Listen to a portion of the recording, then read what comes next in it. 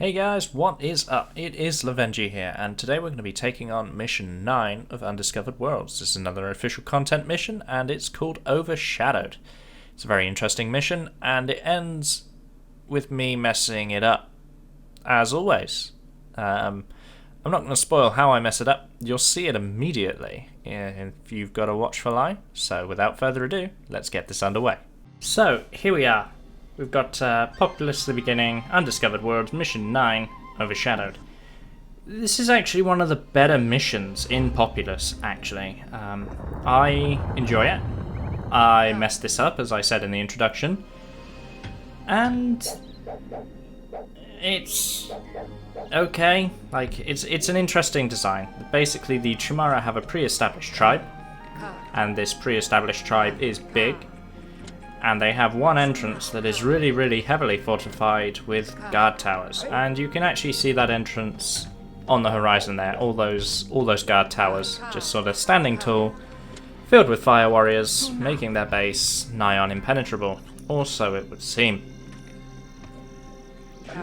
Their base is anything but impenetrable though, and the basis of this mission is pretty standard. Build up, train an army, get ready to fight the Chimera, mess the mission up. You'll see what I mean. So the spells we have available to us are the Blast spell, Swarm spell, Tornado spell, the Lightning spell. There is a guest spell on this map.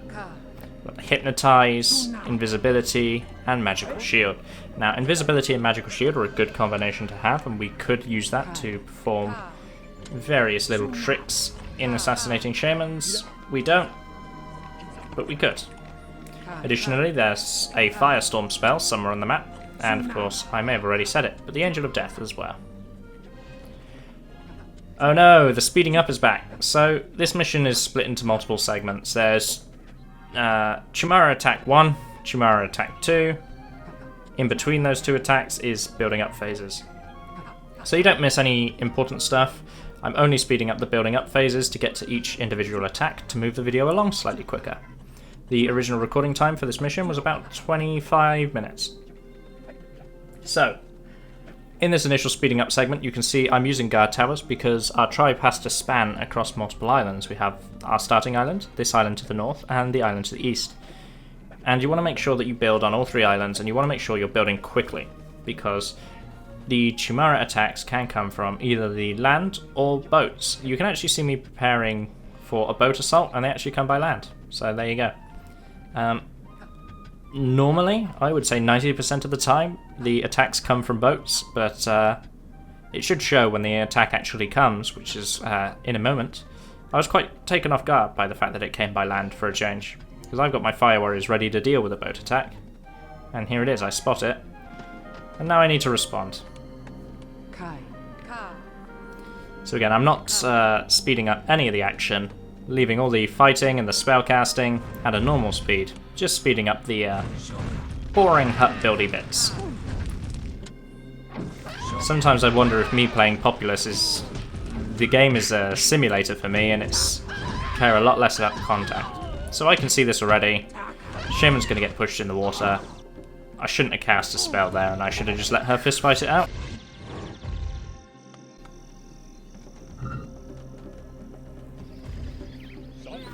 So I get very lucky with that preacher. He has to run across my entire tribe, and in that time, fortunately for us, those two men aren't entirely convinced on the Chimera's story.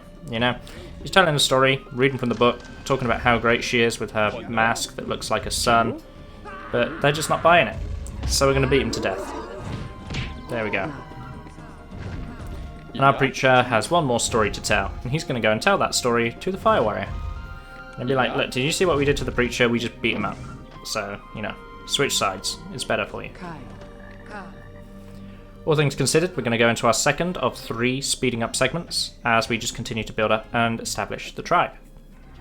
There'll be another Chimera attack coming, and then the rest of the video, after the second Chimera attack, there'll be one more speed up, and then the rest of it will be in normal speed as we launch a counter attack. So, there is a obelisk off an island to the east, which we will go and fetch as soon as the Chimera deliver us a boat. And there's additionally an obelisk on top of that hill where the original Chimera attack came from, and the way I do this mission is I fortify the ever-loving heck out of that hill. So I put guard towers everywhere. I make sure there's fire warriors in all the guard towers. I put a preacher in there for support as well. And then you can start luring the Chimera army into this fortification and whittling them down that way.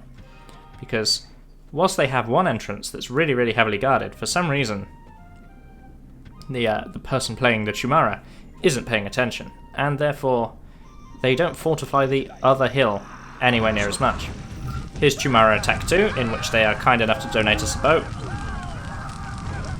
It's completely random as to where she will land her boats from. Sometimes she'll land where she has landed, sometimes she'll land where I put those 2 guard towers, sometimes she'll land at your reincarnation site, and sometimes she'll land just to the north of your reincarnation site.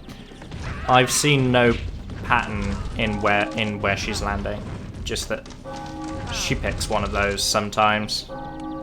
The fire warriors start getting confused and doing a little dance before finally solving the problem. So, the final speeding up segment of this mission, as we just continue to establish and build up our tribe and worship at the obelisk. This is an isolated obelisk on the island, just slightly to the east. And which of our spells do you think it contains?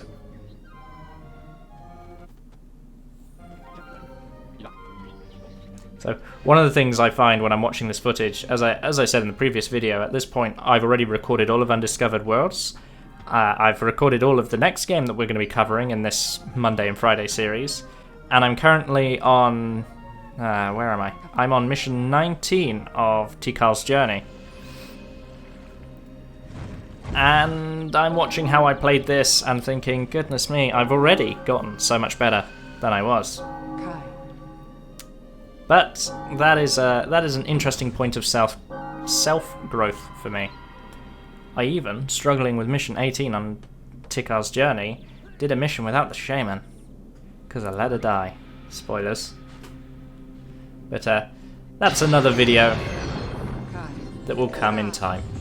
So, from that obelisk we get the Armageddon spell. Now, can any of you guess how I messed this mission up yet? You're probably right, but I won't spoil it.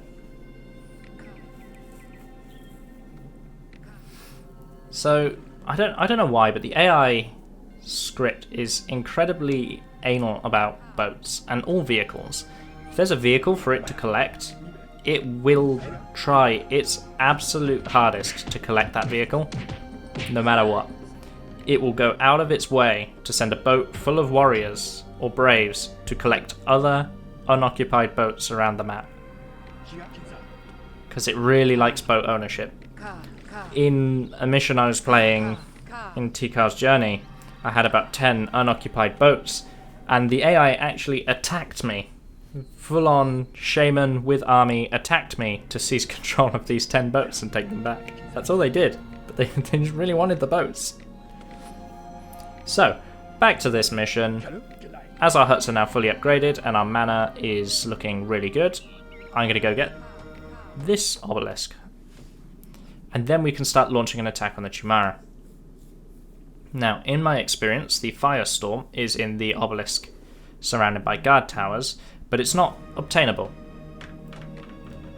So, every single time I've tried to pray to that obelisk, it plays the animation, and then the spell floats on the top, above the obelisk, and if you click on it, it doesn't give it to you.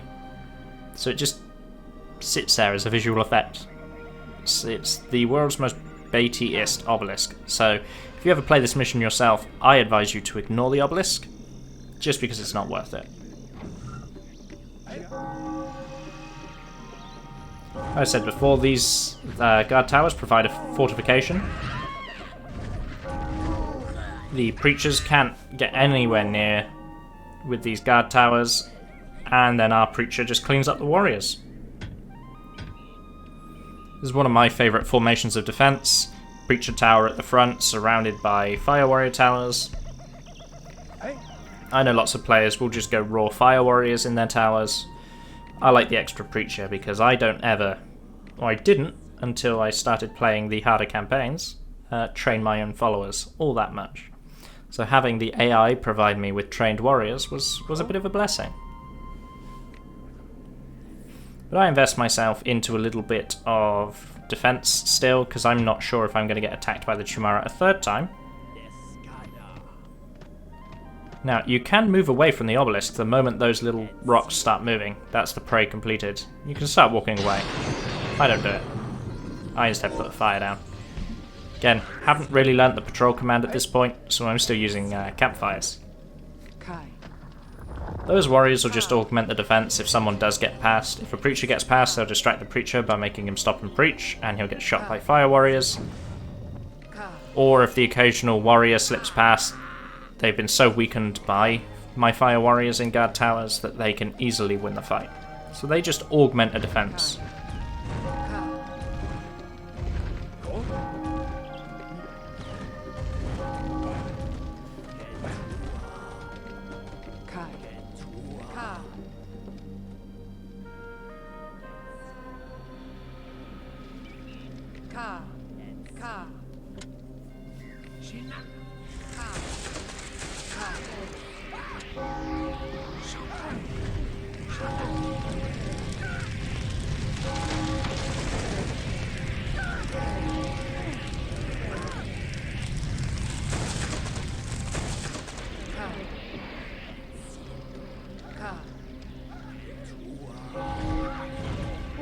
So I'm just being a nuisance at this point.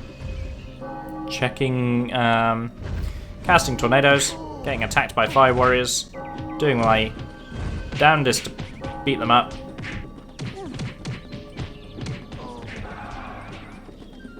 And watching as all their braves come forward. So I get the warriors patrolling again, and with the shaman, we're going to go back in with our extra mana, and we're going to cause a little bit of havoc.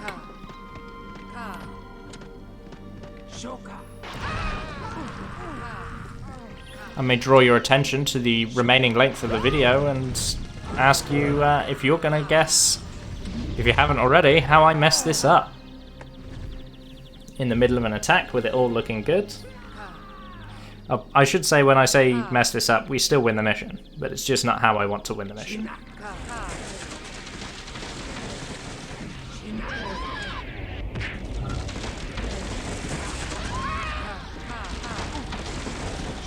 So they're going for a balloon hut, I believe.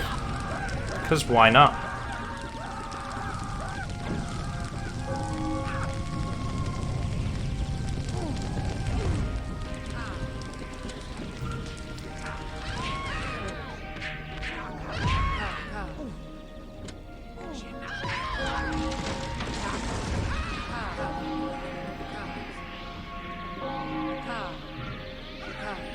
So, just using our complete range of spells, we are trying to cause as much damage as possible. As I mentioned in one of the Tikal's Journey videos, you can see the darkened shapes of buildings. They represent plans, essentially. So it's how you can find buildings even in the fog of war.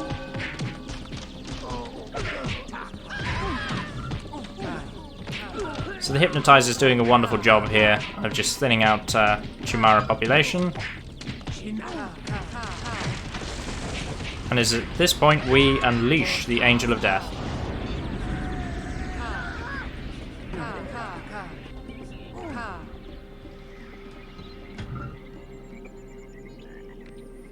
And I go about training my followers into warriors. What could I be planning?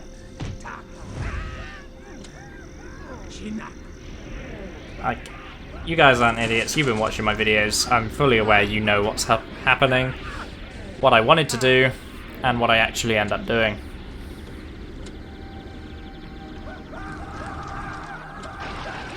So I'm just doing my best to cause structural damage, stop the huts breeding as much as possible, thin out the Chimera numbers, again, as much as possible, knowing full well that the Angel of Death is going to be a big help there.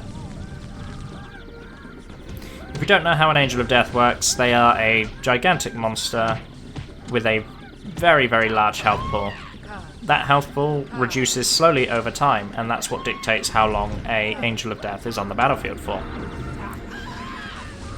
When Fire Warriors shoot an Angel of Death, that reduces the health health pool slightly, as well as Shaman Blasts also reduce that health pool. Shaman can also... There's the mistake. So Shamans can also Lightning Angels of Death, but with that, it's an Armageddon. I'm going to be quiet and let the mission close out.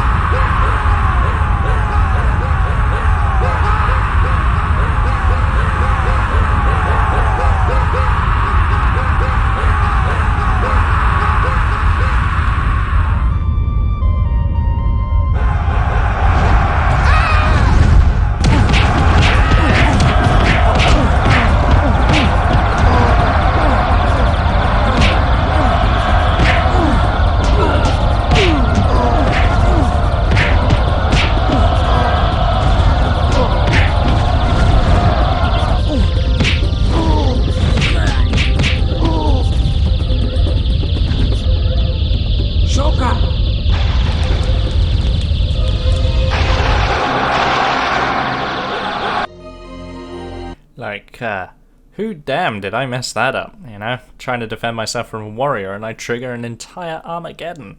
Not intended. But hey, we won it, we cleared the mission, probably did the mission much quicker than I was intending to do it. So there you go. As always, like, share the content, subscribe, let me know what you'd like to see done differently, and I'll see you in the next video. Bye for now.